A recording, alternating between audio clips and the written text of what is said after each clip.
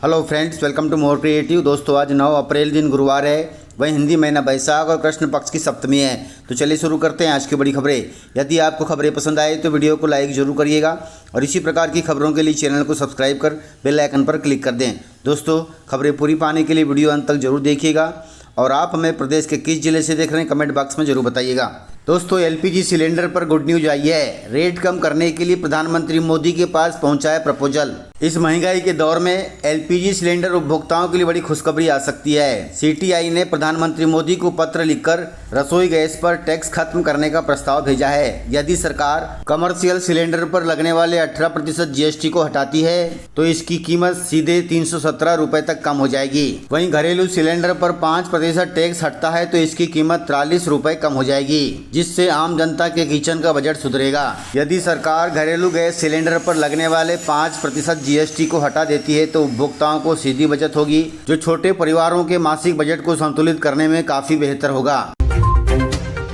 दोस्तों, मानसून को लेकर बड़ा अपडेट आया है। इस साल मानसून सामान्य से कम बरसने की उम्मीद है। निजी मौसम एजेंसी स्काईमेट वेदर ने इस साल के मानसून का पूर्वानुमान जारी कर दिया है। इसके अनुसार बारिश सामान्य से 6% तक कम रह सकती है। कुल मिलाकर इस साल मानसून की बारिश सामान्य से कम रह सकती है। जून महीने से सितंबर तक मानसून के 4 महीने में देश में बारिश का सामान्य औसत 868.6 मिलीमीटर है। सामान्य से कम मानसून का मतलब है कि बारिश का 90% से 95% के बीच होना। स्काईमेट वेदर ने 94% बारिश का अनुमान लगाया है। वहीं जून में सामान्य बारिश होगी, लेकिन जुलाई से गिरावट शुरू होकर अगस्त और सितंबर में मानसून कमजोर हो जाएगा। खासकर अगस्त सितंबर में बारिश की कमी ज़्यादा रहने को मिलेगी। मध्य और पश्चिम भारत के मुख्य क्षेत्रों में बारिश कम रहने के आसार हैं। अगस्त सितंबर में मध्य प्रदेश, पंजाब, हरियाणा और राजस्थान में सामान्य से कम बारिश की आशंका है। कुल मिलाकर इस साल बारिश किसानों को रुलाएगी। दोस्तों, अब इंटरनेट के लिए जबरदस्ती नहीं खर्चने पड़ेंगे पैसे।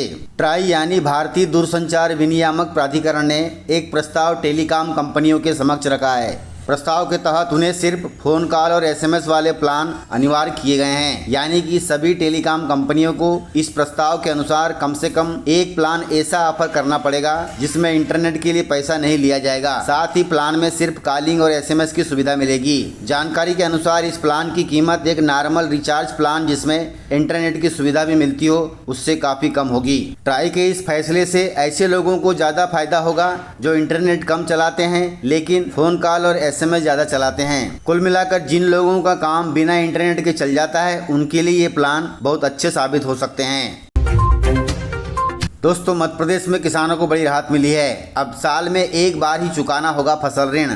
कृषक कल्याण वर्ष में मध्य प्रदेश सरकार अल्पावधि ऋण लेने वाले लाखों किसानों को बड़ी राहत देने जा रही है। उन्हें वर्ष में 2 बार ऋण नहीं चुकाना होगा। इसके स्थान पर एक बार मई या जून में ऋण जमा करना होगा। ऐसा इसलिए किया जा रहा है ताकि सीजनवार ऋण अदायगी अनिवार्य न होने से किसान डिफाल्टर न हो। आपको बता दें कि अभी किसानों को जून में रबी और मार्च में खरीफ सीजन में लिया गया ऋण चुकाना होता है। इसलिए मुख्यमंत्री डॉक्टर मोहन यादव ने सहकारिता और वित्त विभाग के अधिकारियों को निर्देश दिए हैं कि ऐसी योजना बनाई जाए जिससे वर्ष में एक बार किसान दोनों सीजन का ऋण चुका सके ताकि किसान डिफाल्टर होने से बच सकें।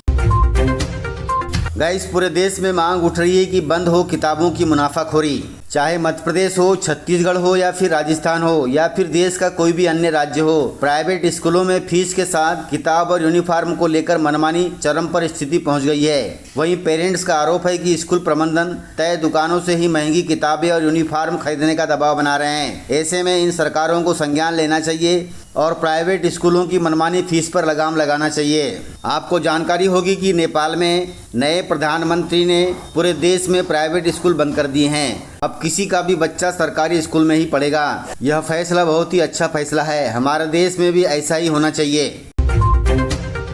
दोस्तों, मध्य प्रदेश में अगले 6 महीने में लागू हो जाएगा यूसीसी कानून। मुख्यमंत्री मोहन यादव ने कर दी है घोषणा। दोस्तों, मध्य प्रदेश में अब समान नागरिक संहिता अर्थात यूसीसी कानून लागू करने की तैयारी है। असम और गुजरात के बाद मध्य प्रदेश भी इस दिशा में कदम बढ़ा रहा है। इसे लेकर मुख्यमंत्री डॉक्टर मोहन यादव ने मंत्रियों को स्पष्ट निर्देश दिए हैं कि वे यूसीसी कानून का अध्ययन करें। उन्होंने कहा कि इसे मध्य प्रदेश में लागू करना है। सीएम के संकेत के बाद गृह विभाग में प्रक्रिया तेज हो गई है। सूत्रों के मुताबिक राज्य स्तर पर जल्द ही एक उच्च स्तरीय कमेटी गठित की जाएगी ताकि 6 महीने में ही राज्य में यूसीसी यूसीसी कानून लागू किया जा सके। इसके लिए दिल्ली से भी संकेत मिल चुके हैं। दोस्तों, मध्य प्रदेश सहित पूरे देश में महंगी होने वाली हैं दवाइयाँ। मिडिल ईस्ट क्राइसिस का पड़ रहा है असर। मिडिल ईस्ट में युद्ध का अंजाम ये हुआ है कि अब महंगाई ने आम जिंदगी में मुश्किलें बढ़ा दी हैं। होटल रेस्टोरेंट में खाना महंगा हो गया है। यहाँ तक कि आम भारतीय की पहली पसंद समोसा, कचौरी और चाट तक के पैसे बढ़ गए हैं। 10 रुपए का समोसा 20 रुपए में मिलने लगा है। गैस संकट ने हर परिवार का खर्च दोगुना कर दिया है। वहीं अब ताजा खबर है कि आपकी मेडिकल किट भी आपकी जेब पर बोझ बढ़ाने वाली है। यदि यह तनाव लंबा खींचा तो बाजार में दवाओं की कीमतें 25 से 30% तक बढ़ सकती हैं। दवाएं महंगी होने से ऐसे मरीज ज्यादा परेशान होंगे जो अस्थमा, शुगर, बीपी के लिए डेली दवाई खाते हैं। कुल मिलाकर इस महंगाई में आम जनता की कमर हो जाएगी टेढ़ी। गाइस, मध्य प्रदेश में गेहूं उपार्जन में किसानों को नहीं होगी कोई परेशानी। इसके लिए मुख्यमंत्री डॉक्टर मोहन यादव ने दिए हैं निर्देश। मध्य प्रदेश में आज से अर्थात 9 अप्रैल से गेहूं खरीदी शुरू हो जाएगी। मुख्यमंत्री के निर्देश के बाद इंदौर, भोपाल और नर्मदापुरम संभाग में 9 अप्रैल से समर्थन मूल्य पर गेहूं की खरीदी की जाएगी। बाकी बचे हुए शेष संभागों में 15 अप्रैल से गेहूं का उपार्जन किया जाएगा। मुख्यमंत्री ने कहा कि गेहूं खरीदी के लिए सभी जरूरी व्यवस्थाएं पूरी कर ली गई है। उन्होंने प्रदेश के कलेक्टरों को निर्देश दिए हैं कि उपार्जन केंद्रों पर किसानों के लिए सहज सुगम व्यवस्था सुनिश्चित की जाए। वहीं ध्यान रहे कि गेहूं लेकर आने वाले किसानों को कोई परेशानी नहीं होनी चाहिए। मुख्यमंत्री ने कहा कि किसानों के लिए पेयजल और छायादार स्थान सहित अन्य व्यवस्थाओं पर विशेष रूप से वरिष्ठ अधिकारी ध्यान दें। वहीं मुख्यमंत्री ने बताया कि प्रदेश में बारदाने की पर्याप्त व्यवस्था है। इसके लिए किसानों को परेशान होने की जरूरत नहीं है। उन्होंने कहा कि किसानों को उनकी फसल का सही दाम दिलवाना सरकार की प्रतिबद्धता है। हम जनता की सेवा करना चाहते हैं। वहीं मुख्यमंत्री ने दोहराया कि हमने 2700 रुपये प्रति क्विंटल गेहूं खरीदने का वादा किसान से किया है और हम उस वादे को पूरा करेंगे। वहीं मुख्यमंत्री ने कहा कि उपार्जन केंद्रों पर किसानों की मदद के लिए हेल्प डेस्क स्थापित किए जा रहे हैं। जिला स्तर पर कंट्रोल रूम भी बनाए गए हैं। मुख्यमंत्री कार्यालय में स्थापित कंट्रोल रूम से व्यवस्था पर लगातार नजर रखी जाएगी, जो कि बहुत अच्छी बात है। गाइस, मध्य प्रदेश के बड़वानी में भूकंप के झटकों से कांप गई धरती। दहशत में घरों से बाहर निकले लोग। बड़वानी जिले के सेंधवा शहर सहित आसपास के इलाकों में बुधवार को भूकंप के हल्के झटके महसूस किए गए। अचानक हुई इस हलचल से पूरे क्षेत्र में चर्चाओं और डर का माहौल बन गया।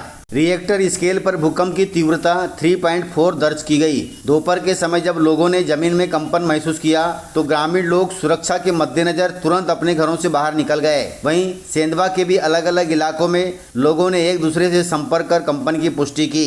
हालांकि इस भूकंप से किसी की जान माल की खबर की पुष्टि नहीं हुई है, लेकिन फिर भी लोग डरे हुए हैं। दोस्तों, इस प्रकार से खबरें थी। यदि आपको खबरें पसंद आई हो तो वीडियो को लाइक, शेयर एंड सब्सक्राइब जरूर करें। तो मिलते हैं सर अगले वीडियो में। तब तक के लिए जय हिंद, जय भारत, जय एमपी।